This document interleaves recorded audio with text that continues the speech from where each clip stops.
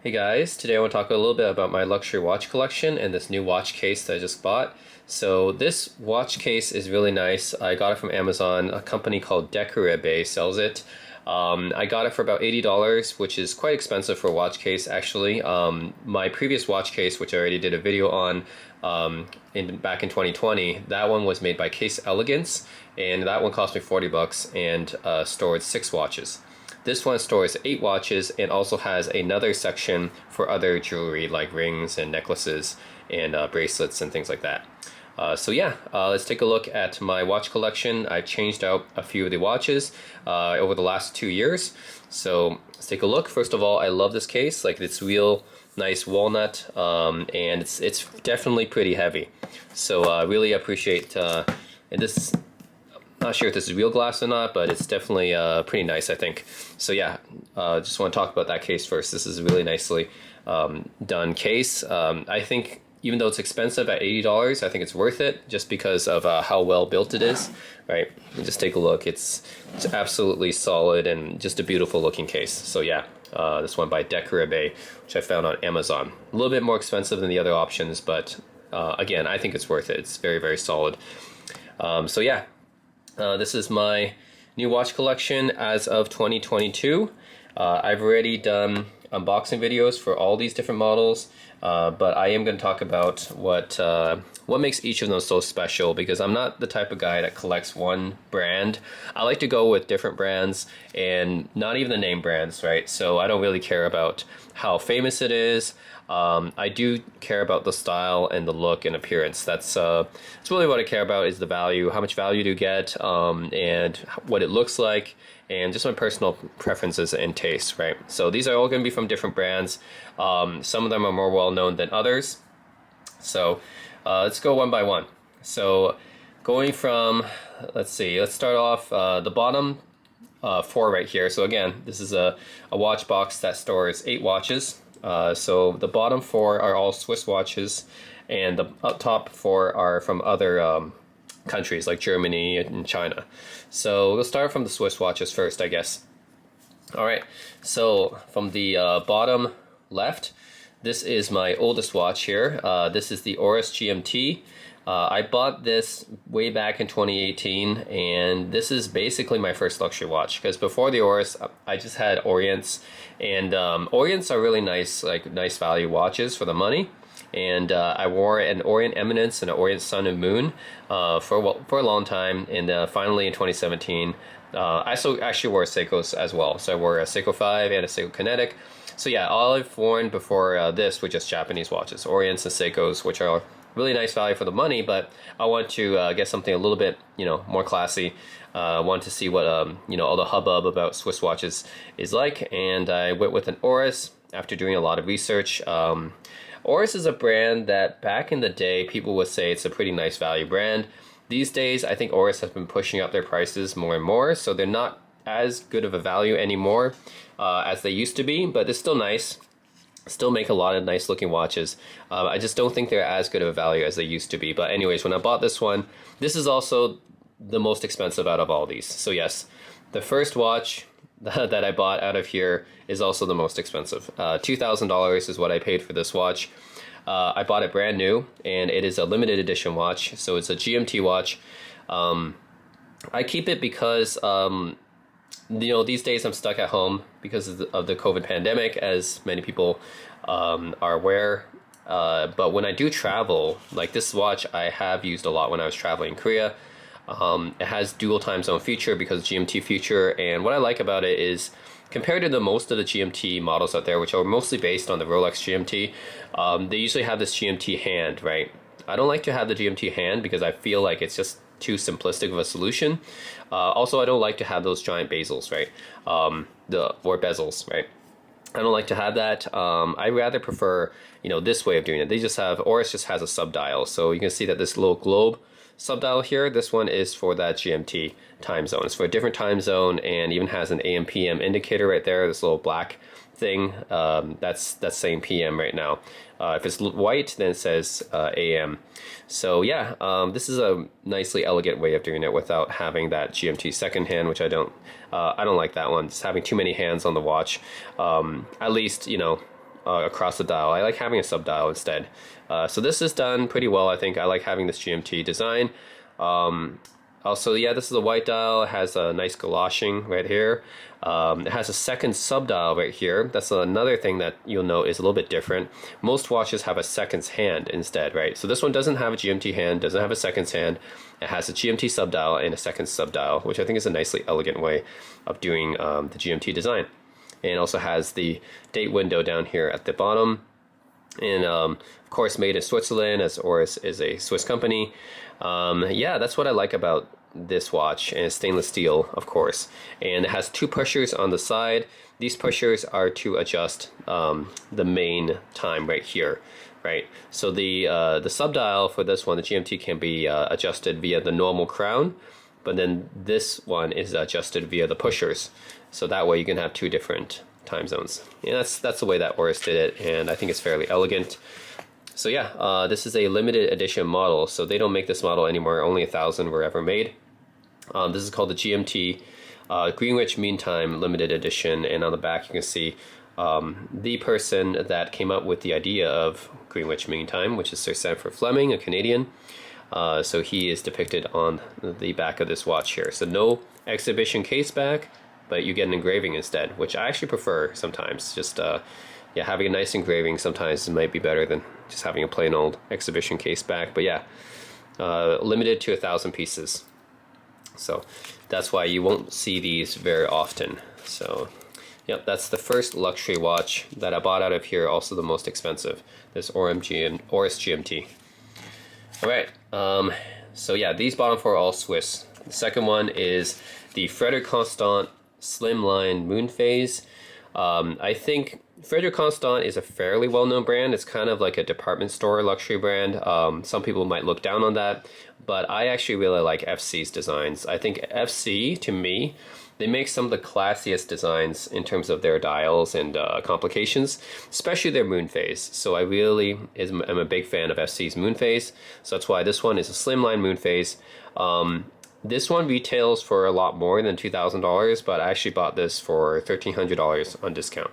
So yeah, $1,300, and I think it's pretty nice. I mean, I love the blue dial, Roman numerals, the moon phase. Obviously, I think FC makes the best moon phase, the best looking one, and the date right there, just circled around the moon phase, and this onion crown right here, classic. The strap originally used to be a leather strap, which I felt was nice for dressy occasions, but it wasn't as versatile, so I swapped it out for a Milanese loop instead.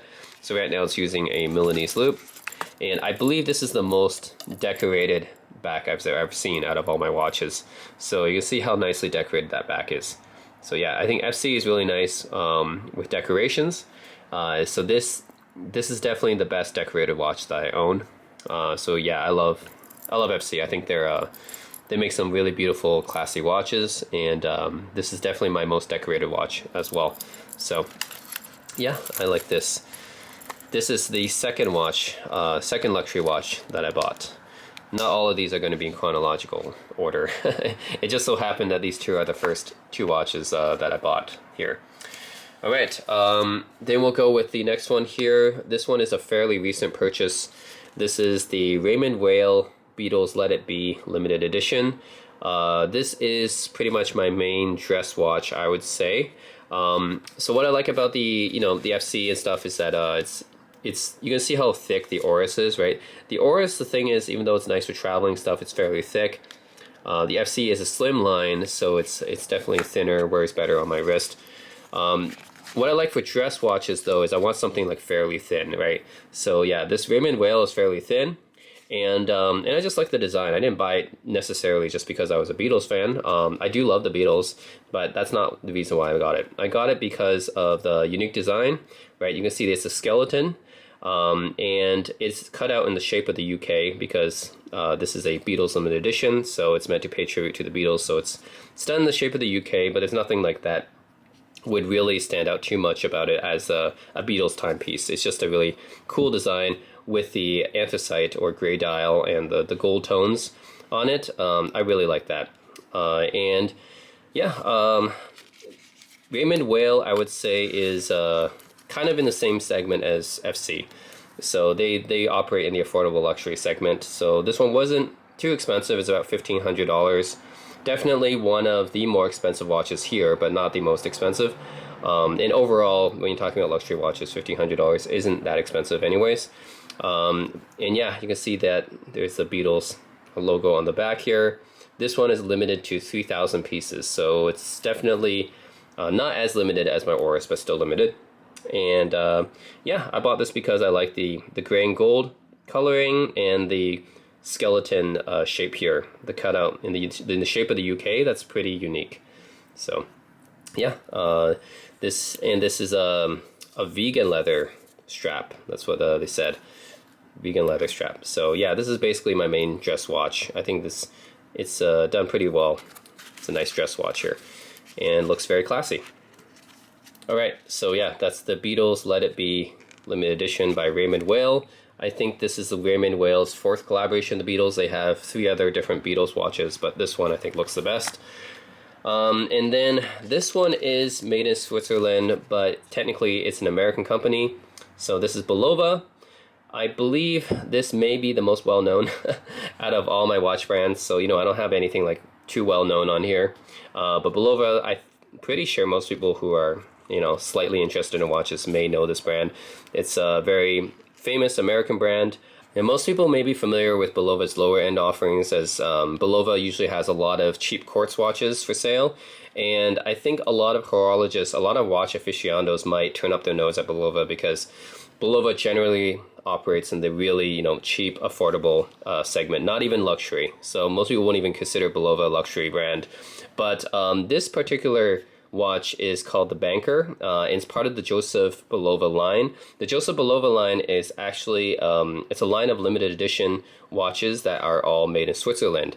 So these ones are actually quite nice, and I really like the Art Deco type of design on them. So that's why I got it, right? Again, I don't care too much about the brand or prestige or something like that. I do care about the design, the style, generally what kind of value are you getting. And because it's a Bulova, it's not too expensive. So even brand new retails for like around $1,000, but I got this on the secondary market for about $600. So $600 for a Swiss-made watch that uses a Solita movement, that's pretty good, right? So yeah, I like the Art Deco design. You can see Arabic numerals and date window right here, and black dial. One thing is the crown, I think, is a little bit small. I wish it wasn't so small. This one has a tonneau shape, which is the shape of a lot of watches back in the 20s and 30s and 40s. So that's also very vintage. Stainless steel bracelet. And if you look at the back, this is what it looks like. You can see it is limited edition. It's limited to 350 pieces. So that's really, this is probably the most limited watch that I have, 350 pieces. There really isn't a lot of them. And they have this half cutout right here, this exhibition case back, but only half of it's visible. I think that's also pretty unique. Not too much decorations, but then again, I don't really expect this to be crazy decorated because it's a Bulova. But yeah, I think this is a pretty nice deal I got for it. Just because it's a Bulova, people really don't, they don't pay high prices for them. So I managed to get this at a fairly good price, I would say, for a Swiss movement. So yeah, that is the Bulova, Joseph Bulova Banker. I want to have a nice tonneau design, harkening back to 1920s, 1930s era. I think this is a really cool design. And yeah, very versatile watch. I can wear this for dress. I can wear this every day. The FC, I think I can wear this for dress or every day too. And then the Raymond Weil, mostly for dress occasions, the Oris mainly for traveling, I would say. Okay, so that's it for the watches down at the bottom, all my Swiss watches. So now let's talk about the top 4, the non-Swiss watches. Okay, so going from the top left, we have the Junghans Meister calendar. This is my third watch that I bought after the FC and the Oris. This one, I was really into it because I like some of the German designs I think are really nice and clean looking, really functional, and that's what this watch is to me. I mean, Junghans is a really nice brand. They have history, and they're known for their Bauhaus designs, which is generally very minimalistic.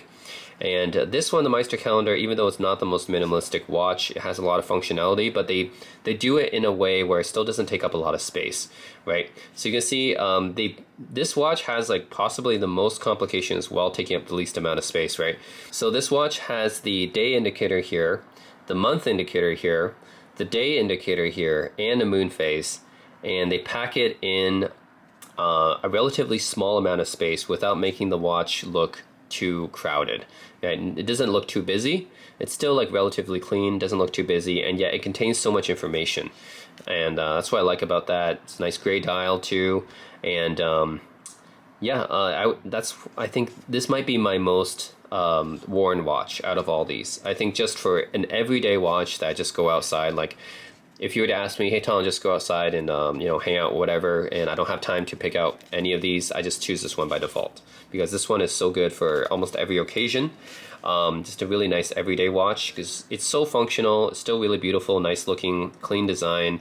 Dial's not too crowded or anything despite all this information.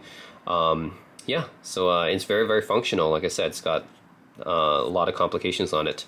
And stainless steel, of course. Stainless steel is better for everyday wear, right? And then one thing about German watches is they don't tend to be as decorated as Swiss watches are. So the back is just okay. There's nothing crazy going on at the back, nothing too decorated or anything. It's just okay. So yeah, German watches I tend to focus more on the functionality and the clean design.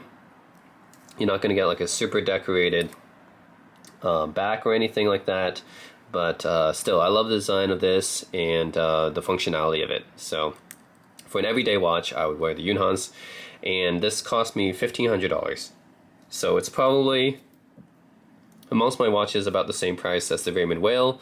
But yeah, I think that would be tied for second most expensive on this list. Yeah, so the Oris is the most expensive.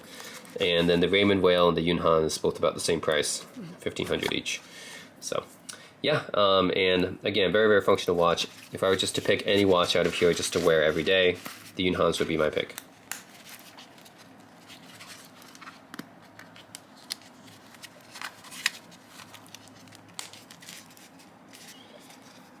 All right, next we have another German brand. This is the Nomos Glashütte Tetra. And as you can see, it is a square watch, and this is probably I wear this watch. I can wear it as a dress watch, and I can also wear it every day as well. It used to be exclusively as a dress watch because it came with a leather strap, and this kind of design, this really super small, actually it's not too small, but it definitely is the smallest out of all my watches. And yeah, just generally smaller watches are better for dressy occasions. So by default, this was my dress watch for a while, and I switched out the strap to a textile strap, which made it a little bit more everyday. So then it turned into more of a dressy / everyday watch, kind of similar to my FC. So yeah, now I guess when I go for a dress watch, I can choose either the Raymond Whale, or I can also try the FC or the Nomos. So I have a few different choices now for dressy watches, or the Suggest, which I'll get to later as well. But definitely, I think for dressy styles, it's better not to have a watch that stands out too much. It's not too big. So just my opinion. So yeah, I'd probably go either for the Raymond Whale, which is generally a pretty nice size of 40 millimeters. It's not too big. The FC is definitely bigger than the Raymond Whale. So yeah, I think I'd probably pick up either the Raymond Whale Beetles or the Nomos Tetra. I think if I was going to a nice formal dress occasion. And yeah, what can I say about this watch? Nomos is another German company known for its Bauhaus design, very minimalistic. As you can see, the dial is very plain looking, but I like it. Like, I like how clean it looks. Just like the Junghans, the Junghans does this with a lot of complications, so that's what makes the Junghans pretty impressive. They fit all these complications and still makes the design look pretty clean. The Nomos doesn't have that many complications. There's only a second subdial, and that's it. And yeah, so it's super clean looking, and I do like the unique design. So it definitely stands out a little bit. Not as much as the Atowak, which I'll get to later, but definitely still stands out, and it's a nice alternative also to my Bulova as well. I guess my Bulova could also be a dress watch because of the tonneau shape, But I would say the Bulova is a little bit more showy. Yeah. And the Nomos, not quite as much. It's understated, it's discreet, but still sparks some conversation, which is what I like about it. And this is a manual wind watch. On the back, this is Nomos' own caliber. Of course, they do in-house movements. I think out of these watches, FC and the Nomos do their own in-house movements. So that's cool. It's reasonably well decorated, surprisingly for a German watch. I think that's why a lot of people, they really like Nomos, but the thing is, Nomos watches are getting more and more expensive, I've noticed. So, especially the Neomatics, they're really getting expensive and out there, so I can't really consider them like affordable anymore. People used to think Nomos is really affordable. Well, they used to be on the same tier as Junghans, but now I think they're they're a little bit beyond Junghans now. They're not as expensive as a Glass Shooter Original or an Omega or that level, but I would say they're approaching like Tudor levels now. So, I mean, you can still buy them without, you know, giving up your first child or anything like that, but I do have to warn people that Nomos watches are getting more and more expensive, and yes, it's definitely creeping up in price. But this one I got at a discount for $1,300, so I paid this for this price about the same as my FC. So that I think is a reasonable price for a Nomos watch. I would not pay like the $3,000, $4,000 that they're asking for them now. But at $1,300, yeah, I think this is a good pickup. Yeah, very solid looking watch, very minimalistic, small, and good for dressy occasions. And I can also wear it every day too because of the textile strap. So that's it. That's the Nomos Glashütte Tetra. This is my smallest watch, easily, but also very fun to wear and still a conversation starter. All right, next up we have two micro brands. These are two Chinese micro brands. Both of them have very unique looking designs. So let's go with this one. This is the Suges Tourbillon Master, and this, as you can see, the main feature of this watch is the tourbillon. This is a complication that usually costs at least $20,000 or upwards for Swiss watches. I think probably the most well-known brands are like Breguet, who invented the complications, and yeah, Breguet originally invented the tourbillon, but now I think Jaeger-LeCoultre and Vacheron Constantin are also pretty famous for their tourbillons, and those watches can cost well over $50,000. This Chinese tourbillon, because they use the seagull movement, this costs under $1,000. This is actually, believe it or not, one of the cheapest watches in here. I think the Atowak's actually cheaper, but this one, $700. So yeah, it is cheaper than all these, all the Swiss and German ones. Believe it or not, because it's Chinese. And you get fantastic value out of that as a Chinese micro brand. Not only do you get a tourbillon complication, you also get an aventurine dial, which is really nice too. You don't see that very often, even on Swiss watches. So that's extremely good value, and this is a manual wind as well, so let me wind it up. You can see the tourbillon at work. There we go. So now you can see the tourbillon at work here. A lot of people have issues with Chinese watches. They say, oh, it's not good quality, it'll break on you, stuff like that, etc. Bought this last year, still functioning pretty well. Yeah, it's an aventurine dial with a tourbillon complication for $700. So, I mean, it's insane. So, even if you look at the back, you might be saying, oh, it's a Chinese watch, the back it's not going to be very decorated, you know, because Chinese rush stuff, you know, they had to cut costs somewhere. Well, look at the back. Pretty nicely decorated, actually. So, in my unboxing video, I actually compared this to my Orient, and the Suges actually blew the Orient out of the water. And that's crazy because Orient is actually really, you know, Orients are known for their value, right? For giving you a lot of bang for the buck, right? So it's crazy that the Chinese are now like they're really pushing out the Japanese now. It used to be that Seikos and Orients are probably the best value watches on the market, but now you have these Chinese micro brands that are really just blowing them out of the water. I mean, $700 for an aventurine dial and tourbillon, and you get a pretty decent decorated back with it. That's pretty nice, right? I mean, look at this back. That's better decorated than the German watches that I just showed you guys. It's crazy, right? Well, maybe not the Nomos, but it's more decorated than the Junghans for sure. So yeah, that's That's really insane value that you get out of this. So yeah, because this is so attention getting and the size is a little bit big, I don't think this would be my first choice for a dress watch, although I could. Whereas a dress watch, I think I would mostly pull this out only sometimes, only occasionally. Yeah, just because, yeah, when you wear this watch, like generally it will get a lot of attention, and yeah, sometimes you want attention, sometimes you don't. So, so yeah, that is the Suggest Tourbillon Master. Amazing watch for the price. It's a Tourbillon for $700. I mean, that's insane, right? So yeah, still works over a year later. So there are a lot of people that don't trust Chinese movements, but here we go. All right, and let's go with the last watch. The last one and the most affordable watch that I have in my collection is the Atowak Ettore Light. So this one also a Chinese micro brand. This watch, I mean, you can tell is the most unique out of all of them, right? Even the Suggest, it might get a lot of attention, but when you wear the Atowak, you guarantee to get attention. I mean, just look at the design, right? It's just so different.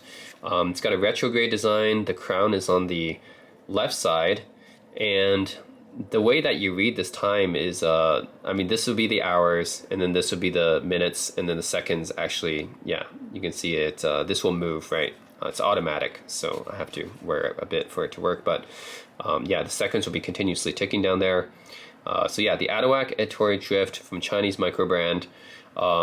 They take inspiration from watches that are hundreds of thousands of dollars, like the Urworks. I'm talking about the Urworks and maybe some of the Richard Milles as well. They have some really crazy designs. I think that's what Atowak takes its inspiration from. And it uses a Miyota movement, which is a Japanese movement. So yeah, I have no idea how they got this so cheap. So this watch cost me only $500, believe it or not. Regularly, I think they're around $800, but on the Black Friday sale, I got it for $500. So yeah, this is the most affordable out of all my watches. Believe it or not, it looks the most unique too. And the back, you can see it's very unique movement here. Yeah, this movement is it's a Miyota movement, but it's a very unique one.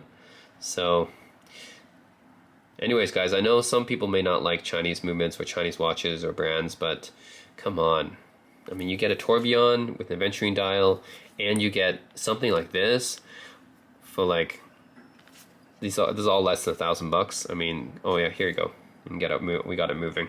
So you can see how the seconds exactly keeps ticking like that. So yeah, it's a retrograde, and it's very, very interesting.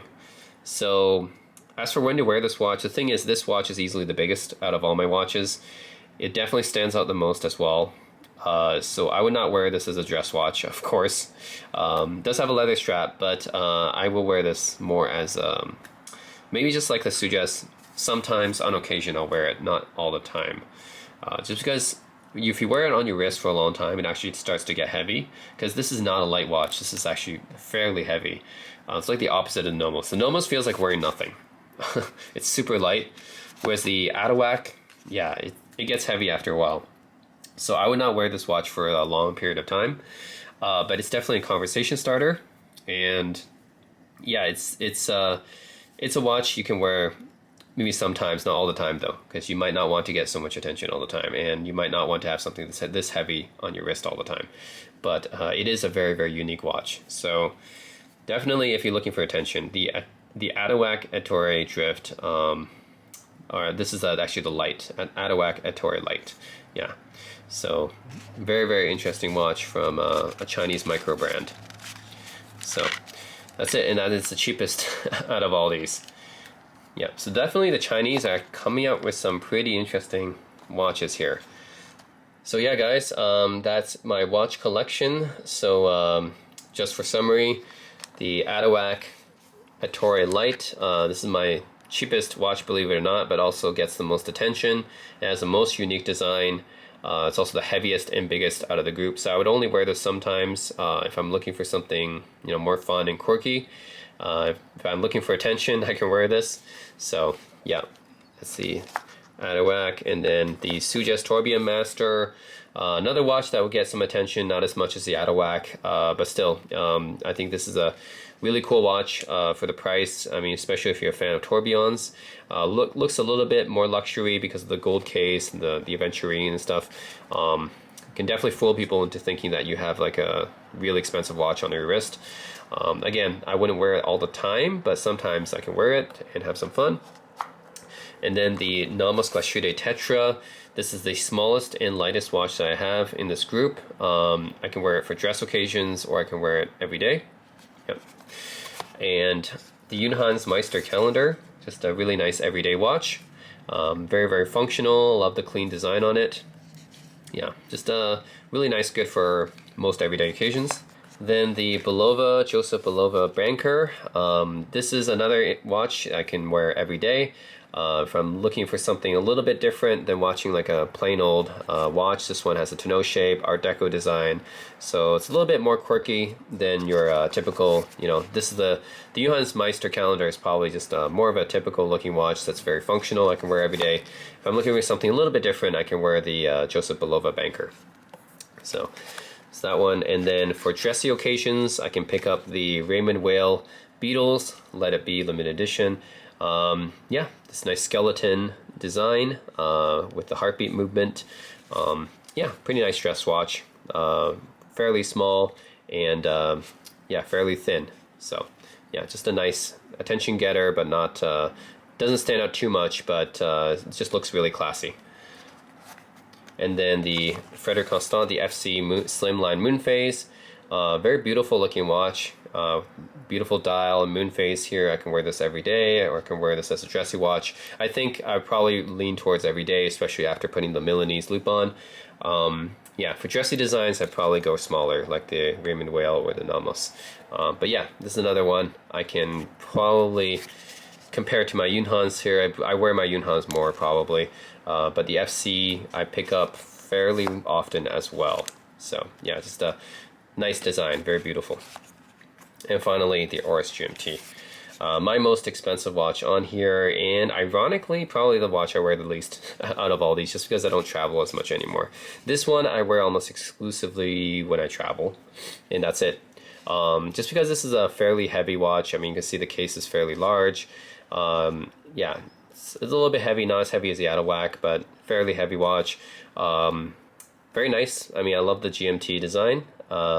And I love the subdials, but it's not a watch I wear very often unless I'm traveling, right? Because of the dual time zone feature.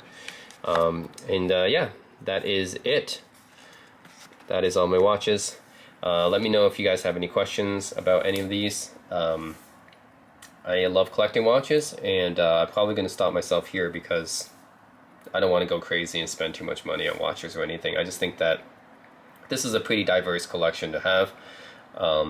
No repeat of any brands or anything, a fairly diverse collection, you can tell, of different designs, different dials, different complications and features, different shapes. So yeah, I'm just, let's see, I can angle it more this way so maybe don't get the glare as much. Yeah, we can angle it a bit more like that. Okay, there we go. Okay guys, so that is my watch collection. Let me know if you guys have any questions about any of these, or even where to pick them up, especially for these Chinese micro brands. Probably most people don't know about them as well. These other ones, maybe you can search on Joma Shop or on Chrono24 or on eBay, you can find them. But yeah, the Chinese micro brands, you really have to be kind of in the know to know about these. So that's it guys, my watch collection and this beautiful watch box by a company called Decrebe. So that's it guys. As always, thanks for watching.